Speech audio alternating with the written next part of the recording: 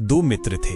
वे school में साथ पढ़ते थे। उनमें से एक का आचरण बिगड़ गया और वह बहुत बुरा बन गया। वो शराब पीने लगा, व्यभिचार करने लगा और जुआ खेलने लगा।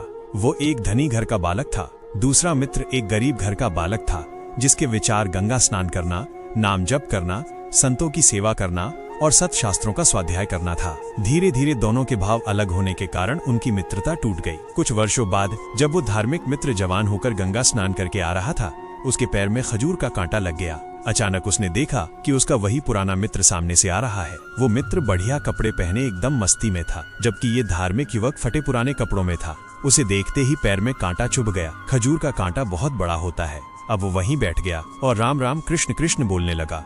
वह धनी मित्र नजदीक आया। उसने बूट पहने हुए थे और एकदम ठाठ से बोला, तुम ये सब नाटक बंद करो, कुछ नहीं मिलता इससे। देख मैं कितनी मौज मस्ती में हूँ। अचानक वो धनी मित्र आगे बढ़ा तो उसे 1 पैसों की थैली मिल गई। उस समय स्वर्ण की अशर्फियां चलती थीं। उसने वो थैली दिखाई और कहा, देख तेरे पैर में खजूर का कांटा लगा और मुझे पैसा मिला। कुछ नहीं रखा इन बातों में, सब ड्रामा है। धार्मिक युवक को लगा कि शायद वास्तव में ये सब ड्रामा ही है। उसने सोचा, मैं धर्म के मार्ग पर चल रहा हूँ, फिर भी खाने की व्यवस्था ठीक नहीं है और इसे अशर्फियों का थैला मिल गया। वो मन ही मन असंतुष्ट और संशय में था। परंतु जब कोई धर्मात्मा दुखी या संशय में होता है तो भगवान किसी न किसी रूप में आकर उसे संभाल लेते हैं, क्योंकि उन्हीं का नाम धर्म है और वही सतमार्ग है। तभी एक ब्राह्मण संत के वेश में भगवान वहां आए और बोले, क्या हुआ बेटा? युवक ने कहा, कांटा लग गया। संत ने कहा, लाओ मैं निकाल देता हूँ। स्पर्श करते ही कांटा निकल गया और पीड़ा समाप्त हो गई। उन्होंने पूछा, क्या तुम्हारे मन में धर्म के प्रति कोई संशय है? युवक बोला, हाँ, मेरा मित्र शराब पीता है,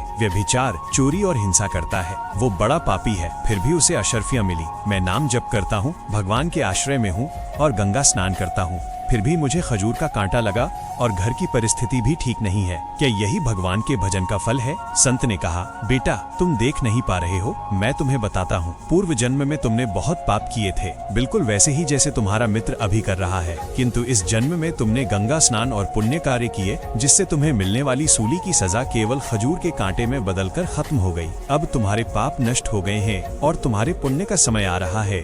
तुम इस लोक और परलोक दोनों जगह सुख भोगोगे, क्योंकि तुमने अच्छे कार्य किए हैं। संत आगे बोले, और ये जो तुम्हारा मित्र है, इसने पूर्व जन्म में बहुत पुण्य किए थे। इस जन्म में पाप करने के कारण उसे राजा बनना था, लेकिन अब वो भोग सिमटकर केवल एक थैली अशर्फियों तक रह गया है। जिस दिन ये अशर्फियां खर्च हो जाएंगी, उसके पुराने पुण्य नष्ट हो जाएंगे। फिर वर्तमान के पाप और पूर्व के पाप मिलकर उसे नष्ट कर देंगे। इसलिए तुम धर्म के प्रति संशय मत करो। उसी समय युवक को बोध हुआ कि उसे कितना बड़ा लाभ हुआ है। उसकी सूली की सजा एक छोटे से कांटे से टल गई। उसे विश्वास हो गया कि अब उसका मंगल होने वाला है और वो पुनः धर्म के मार्ग पर दृढ़ता से चल पड़ा।